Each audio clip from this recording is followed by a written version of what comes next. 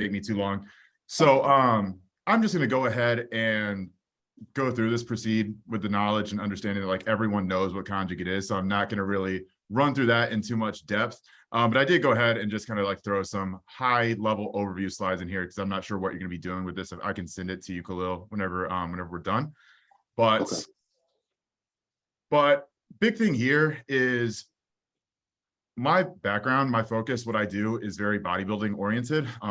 Really trying to optimize and figure out like the best ways of going about muscle growth, hypertrophy, and honestly like aesthetics. So a lot of competing, a lot of things that are a little bit tangential to performance. So I know that a lot of other people I'm sure that have been presenting have been very like strength, athletic performance, power focused, and that's very not what the majority of my coaching is based off of. I'm really trying to make sure that everybody gets as jacked, as muscular as possible, so that whenever they're on stage, they look as good as possible. So with that being said, there are actually some very specific things that you have to do if you want to integrate conjugate style training into a bodybuilding sphere.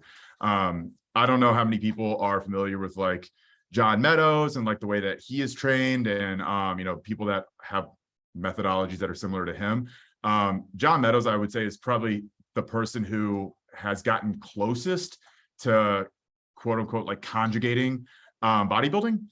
But I still think that like he didn't go all the way there. He didn't really go all the way to a conjugate style of hypertrophy training. It was still, there were a lot of like various aspects of mountain dog style training that made it a little bit different. But if we are going to try and parallel and reflect conjugate over into bodybuilding, we have to kind of deconstruct what conjugate is and go at it from a slightly different approach. So obviously, again, everyone should understand what conjugate is. So we're going to have max effort, dynamic effort, repetition method. So those are going to be kind of like the main things we're going to focus on. And then obviously like the underlying foundation is just going to be GPP. So having that, that foundational work capacity to be able to build on top of. But a few things about conjugate make it good for paralleling into bodybuilding, and a few things make it really, really challenging. So obviously the things that make it good are the fact that you're going to be really reinforcing max effort. So you can learn how to train hard. You're going to do it in a way that is pretty varied. So you're going to get really, really strong, really skilled on a lot of different movement patterns. But one of the things that makes it really challenging is the fact that obviously whenever you're bodybuilding, you're not really meant to be or not needing to max out on every movement. You're not needing to go under 5 reps the majority of the time, and obviously need a lot more volume as well. So those are things that we're going to kind of focus on, but I'm going to really deconstruct each one of these days, or not days, I guess methods, one of these sub methods, and show how you can do max effort, dynamic effort, and then repetition, and reflect those over into bodybuilding, or have like, correlates of that. So before we go on, does anybody have any questions on like what I just said? Because I know I'm kind of talking fast. Cool. I'm going to go. So a couple issues that we're going to have here. So trying to mirror conjugate, just the way that it's currently built, the way that it is traditionally run, is pretty problematic because there's not a linear relationship between performance and aesthetics or muscle growth, right? So you can be really jacked, you can be really powerful, but that doesn't mean that you're going to be very muscular. I think we all can understand that. So typical conjugate is going to have 1 to 3 rep max effort work. That's going to be pretty standard across the board. Again, on a variety of different movement patterns. Those are going to be going in and out of the training program over time. Some people have, a laundry list of movements that they use for max effort work. Some people have a, 5 to 10, but it's still going to be extremely varied. Speed work is another big aspect of conjugate that is something, it's just not, there's not a good, there's not a good parallel in bodybuilding to what speed work would be. So we'll kind of cover a different mode of thinking about speed work, and just dynamic work in general. Pattern specificity. Obviously, whenever we're going over to bodybuilding, we don't really care about being good at bench, squat, or deadlift. We care about growing muscles.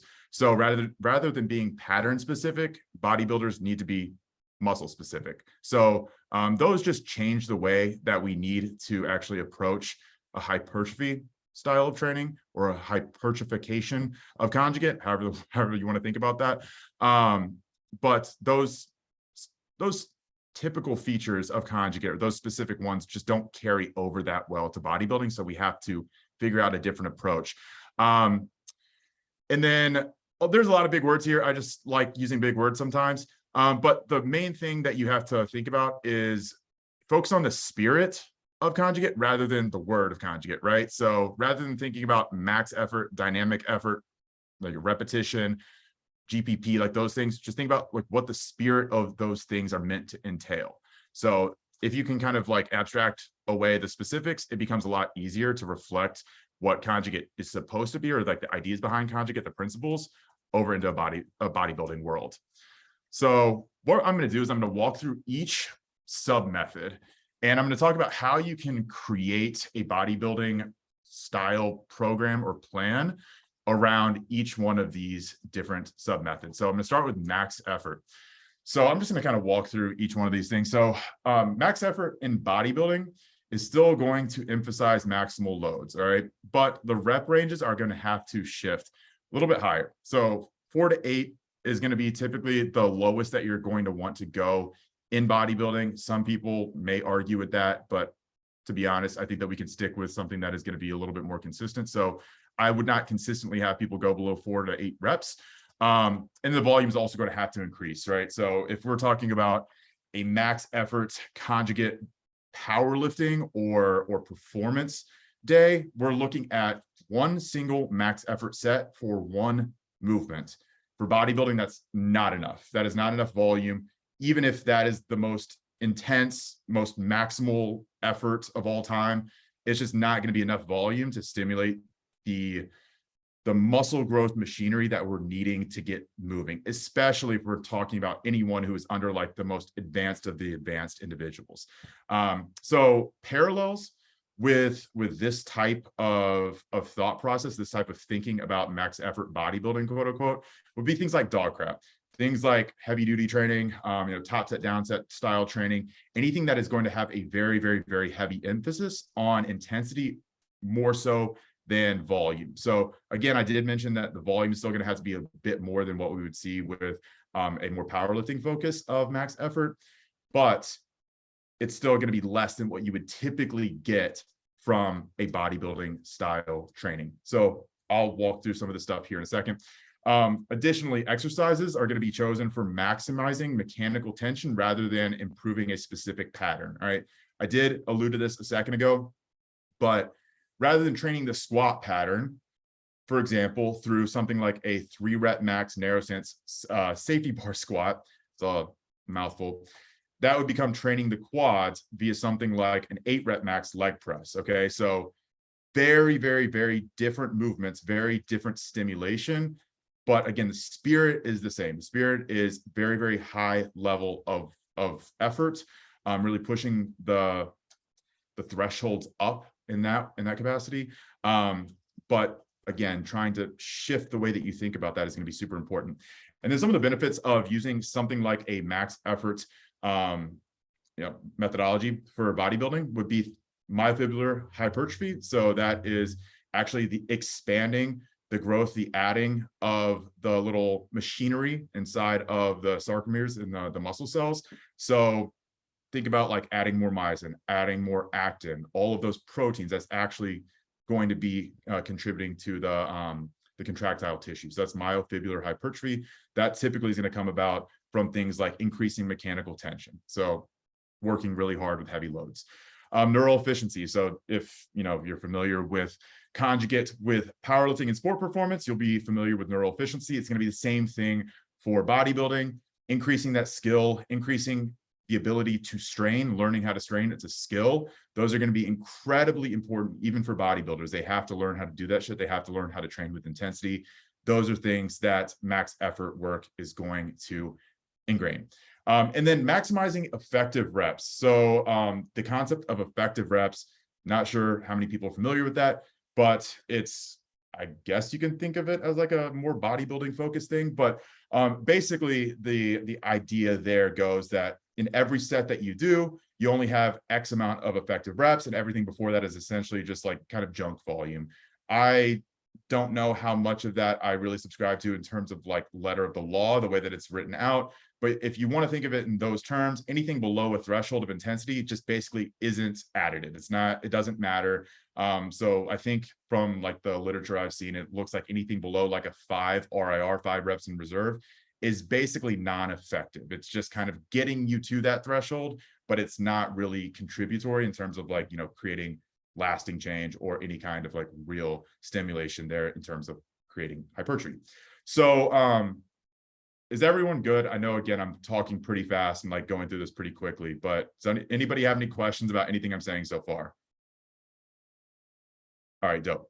So next slide is going to just be kind of a sample of what this would look like in practice for a bodybuilding session. So very, very different from what you would see with like a max effort powerlifting workout, right? So here, again, it is just very focused on lower volume, but high effort. Again, if you've ever done something like dog crap training or heavy duty training or anything like that, it's going to look pretty familiar, but very low volume in terms of like what a traditional bodybuilding session might look like, but very high intensity. So again, we're also focusing on more bodybuilding, more specific movements. So getting some of that accessory work in there too. Seated hamstring curls, machine adductions, all that good stuff. But one thing I didn't put in here would be things like tempo. So a tempo is incredibly important to specify whenever you're talking about anything bodybuilding related. So like a machine adduction, I'm not going to just have people like pumping through that shit, trying to use as much load as possible. Like that's a very, very slow controlled movement because we don't want anybody to pop an adductor or like, you know, tear their groin up. And same thing for like, you know, reverse hack squats, like you could add in pauses at the bottom, very similar to anytime that you would be, you know, utilizing these things for powerlifting or performance.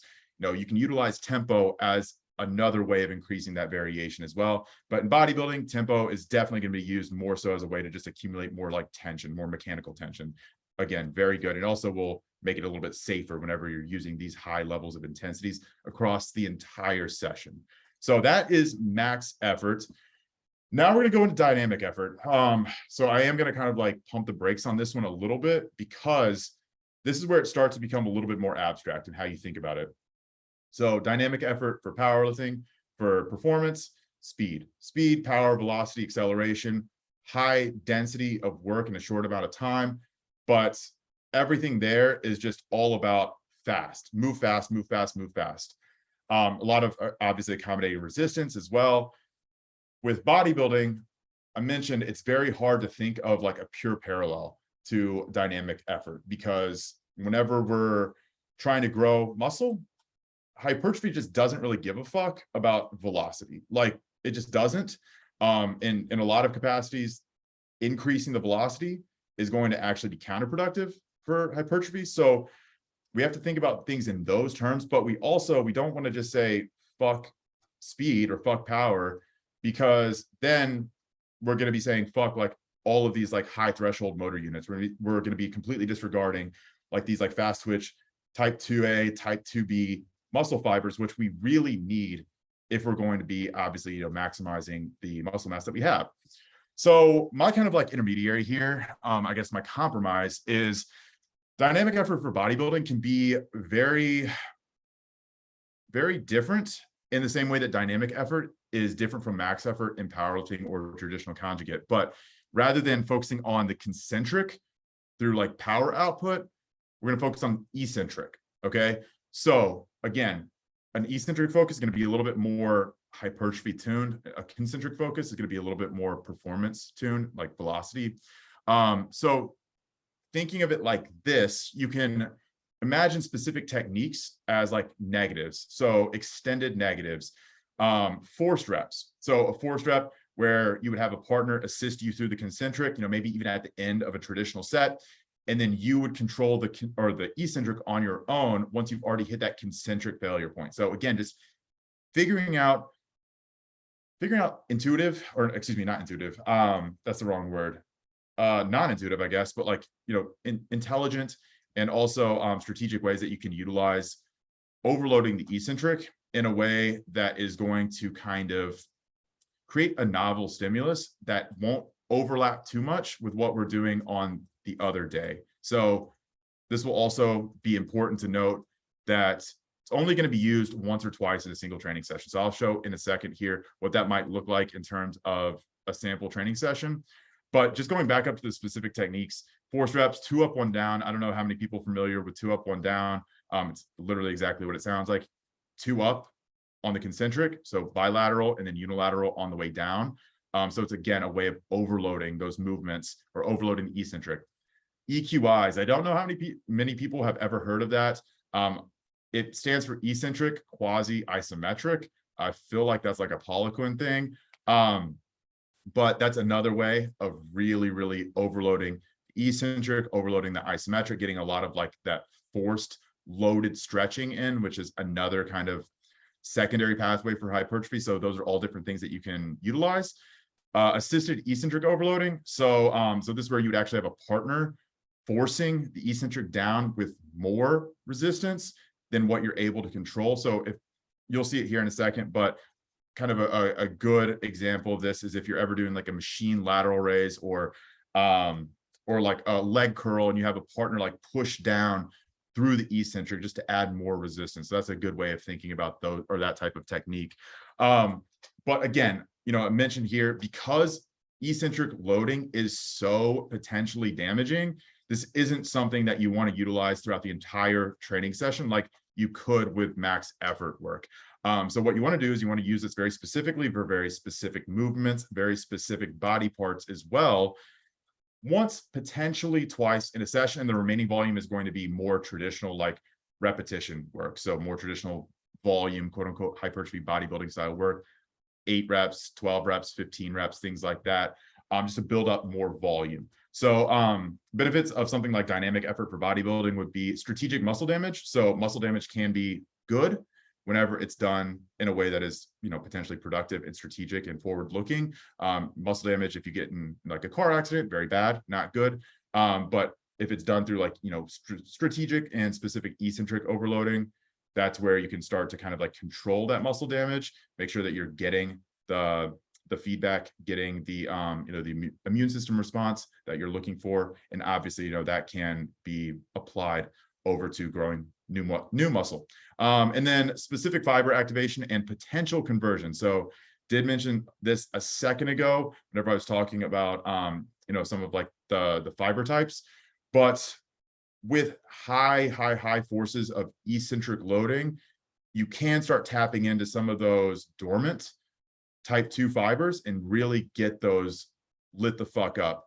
And I don't really know, again, how much I subscribe to the idea of like really being able to convert type 1 to type 2 fibers or anything like that. Like there seems to be a lot of like conflicting literature and research out there, and I'm sure everybody has their own ideas of that. But either way, if that is possible in anything more than just like very specific cases, then this is something that would definitely induce that fiber type conversion, which again is what we would be really looking for.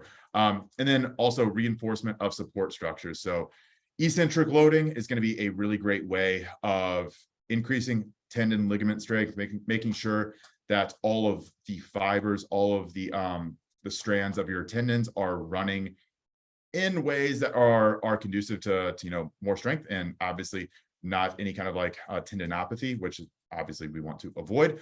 And another thing too that you would get with these high level of increase or eccentric loading would be things just like your skeletal system would be able to get more reinforced. It'd be able to strengthen itself. So you would get a lot of that like forward feedback loop there. That just, again, a lot of positive adaptation, a lot of positive benefits potentially coming out of something like this overloading of the eccentric. So again, definitely not going to be a perfect one-to-one correspondence between traditional dynamic and my proposal for how you can utilize or think about dynamic effort for bodybuilding.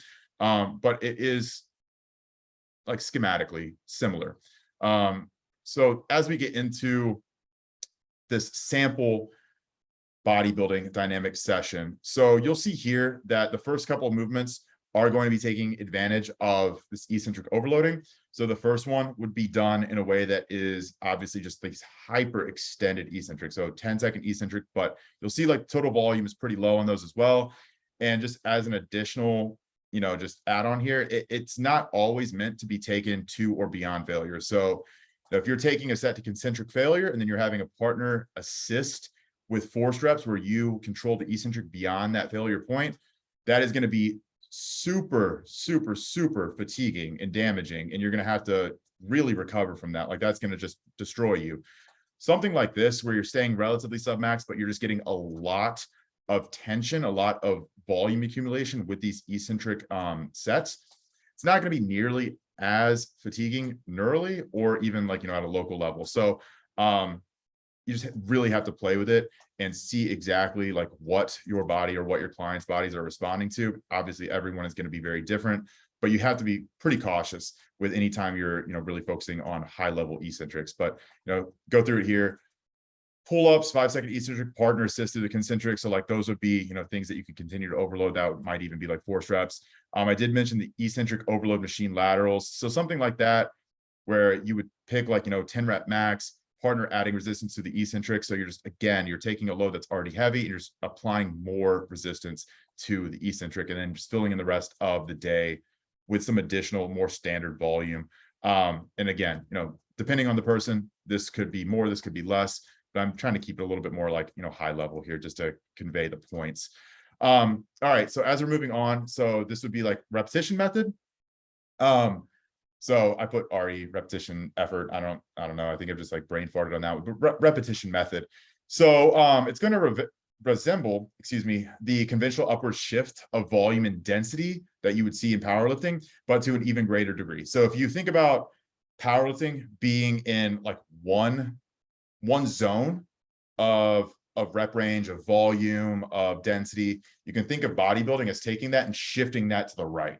Okay, so that's a good way of thinking about the repetition method. So rather than mechanical tension being the primary hypertrophic pathway, we'll now target metabolic stress. Okay, so whenever you're looking at typical, 8, 10, 12, 15 reps, that's really going to be a lot of mechanical tension because you're still able to really focus on overloading the muscle in a more conventional way. But whenever you get beyond 15 reps, once you start getting 15, 20, 25, 30, you can still induce a fuck ton of hypertrophy in those upper rep ranges, but it's going to start shifting from that metabolic tension the mechanical tension to metabolic stress. So whenever you think about metabolic stress, you can think about like the burn, the pump, like lactate accumulation, like all that shit. That's really what you want to think about with metabolic stress. But that also gives you a lot of potential different tools and strategies that you can utilize to induce that metabolic stress that you maybe don't have whenever it's just pure overload that you're chasing. So just going down the list, most work here is going to be done in the 15 to 30 rep range, shorter rest periods, and more fine-grained exercise selection. So what I mean by fine-grained exercise selection, by the way, is you have to be very specific with the exercises that you're choosing whenever you're going after things like metabolic stress, right? Because even a movement that might be good for mechanical tension, might be good for like an 8 to 12 rep range, is shit for 15, 20, 25, 30 reps, right? So think about like a dumbbell RDL. Dumbbell RDL might be great for 10 reps, but if you have someone do that for 3 sets of 20, they're going to be absolutely fucked. They're going to be destroyed. And they're not going to be getting that much out of it by the end because their grip's going to be giving out, their lungs are going to be giving out, their low back's going to be giving out. So then their glutes and hamstrings aren't getting any of that stimulus that you're wanting. So you have to think about things in a slightly different way whenever you're shifting the zones upward like this, going from metabolic or mechanical tension to metabolic stress. And then you can also start utilizing some specific intensity techniques that leverage this effect. So think about mechanical drop sets, load drop sets, partial reps, blood flow restriction, those types of things, those types of strategies that you might not be able to leverage in other scenarios. Now, all of a sudden, you have the ability to use those. They become like really useful tools. So yeah, that's just another way that you can start thinking about some of these different parallels.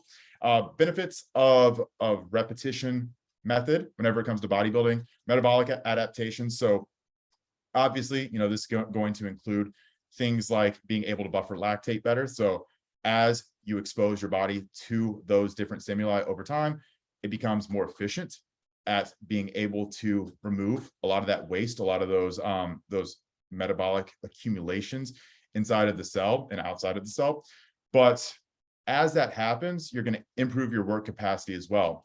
You're going to start inducing some of that sarcoplasmic hypertrophy. So we talked about myofibrillar hypertrophy earlier. Sarcoplasmic hypertrophy is actually expanding the cytoplasm or the sarcoplasm of the cell. So this was actually one of those, like, is it real, is it not real type of things for quite a while in like the exercise science world. I'm not sure how much or how closely everyone follows those types of things, especially whenever it comes to like hypertrophy. But it was more recently definitively proven that like sarcoplasmic hypertrophy is a real thing. So this, again, it's just another way that you can think about growing muscles. It's like the cell swelling effect, right? So yeah, there's a lot of interesting things that can start to come about whenever you start getting into this metabolic stress mechanism. And then a sample bodybuilding day here is probably different than what, I don't know, I don't want to project, but most likely going to be pretty different than what everyone here is accustomed to. This is going to be more like what you would see from like the most out there bodybuilding workouts, right? So starting with things like leg extensions, high reps, superset with walking lunges, and then low rest, right? Like it's just meant to fuck you up. And then machine hip thrusts, rest pause at 50 reps, like just a marathon set, right? So all of these things are, again, they're leveraging high density of work, high density volume, low rest periods, higher rep ranges, but also if you pay attention, if you really can look into it, a lot of movements that have very low risk profiles too. So very few people are going to get hurt doing a machine hip thrust, but that tension, that work, that volume is directed very, very, very narrowly to the target muscle that we're training. So kind of going back to the dumbbell RDL example, I can tell you to, use dumbbell RDLs to train your hamstrings or your glutes, but it's most likely not going to be as effective at doing that, especially at inducing this metabolic effect as a machine hip thrust would. Whether that machine hip thrust is going to carry over into, sport performance or, power output or strength or whatever, that's not for me to decide at this point. Like, and honestly, my job, I don't really care, right? My job in this capacity would be, how do I grow as much muscle as possible? And this might be for a man, this might be for a woman. But again, it's just a different way of thinking about some of these things that can kind of mirror the more intuitive, or Jesus Christ, I keep saying intuitive, the more non-intuitive, outside the box ways of thinking that kind of have come with Conjugate as well in the past.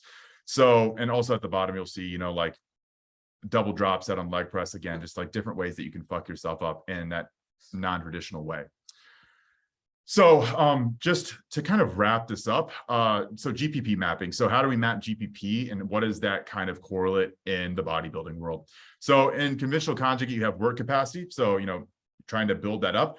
Total amount of work you can perform, recover from, and adapt to. And that's obviously going to play a very crucial role. And it's going to be improved through things like lower intensity work, lower impact work, higher volume training. I'm sure everyone understands what GPP is going to look like. In bodybuilding, the same principles are going to apply, but you're going to be looking for slightly different ways of going about that. So a higher work capacity is going to allow for faster recovery, more volume, which is going to be a primary driver of hypertrophy. So again, I'm just going to kind of take a neutral ground here. I'm not going to say whether volume is better than intensity. That's like a pretty ridiculous debate in like the bodybuilding world, but volume's important. It's important. Having a higher work capacity allows for more volume, which potentially could be really, really, really important for growing more muscle. And it's never a bad thing. It also increases the ability to sustain single bouts of effort to muscular failure. So rather than being limited by cardiovascular fitness, lactate threshold, those types of things, you're going to actually be able to take those sets to muscular failure, the target muscle that you're aiming to hit as well. So also extremely important. So GPP for bodybuilding is typically going to correspond to broader utilization of submax work on energy intensive compound movements. All right. Again, a lot of words there, But unlike with max effort, dynamic effort, repetition and bodybuilding, like what we've already talked about, traditional SBD variations can be near optimally effective for GPP improvement in this world, in this frame that I'm talking about here, because we're looking for movements that are going to be energy intensive, going to take up a lot of musculature, and also going to be lower intensity. So higher volume, lower intensity, but those specific movements, so the more traditional squat, bench, deadlift movements and variations surrounding those can be incredibly useful for building up GPP, for building up work capacity before you start dividing up into the more specific worlds of bodybuilding. And there's a lot of worlds there too. So additionally, more common strategies like sled pushes, pull circuits, contrast training can be integrated in bodybuilding as well. Probably a little bit less frequently, a little bit less traditionally, but it definitely can be, depending on who you're working with or what your goals are. If you have absolutely zero work capacity as a bodybuilder, you're basically fucked. So if you need to take a step back, need to really build that work capacity up, go swim some laps, go walk around a track. I don't know, like some people really let themselves get out of shape. But like if you can't even get through like a lower body session without gassing out 15 minutes in, that's hugely problematic for your muscle building potential. So there's some steps need to be taken to be able to improve that work capacity. So benefits of GPP for bodybuilding: obviously improved work capacity, greater volume tolerance, faster recovery, and then also not dying, which is incredibly important as well. So wrapping up, kind of just reiterate everything I said. Conjugate in its true form isn't the best method for hypertrophy. It doesn't transfer super well to bodybuilding, but you can mirror those things. So by dissecting the concepts underlying Conjugate, so these like strategic bursts of maximum effort, undulating stimuli, prioritizing recovery, building a wide base, etc., and reconstructing them to match the specific demands of bodybuilding, there can be a considerable crossover of utility. So that's it. That's all I have, guys.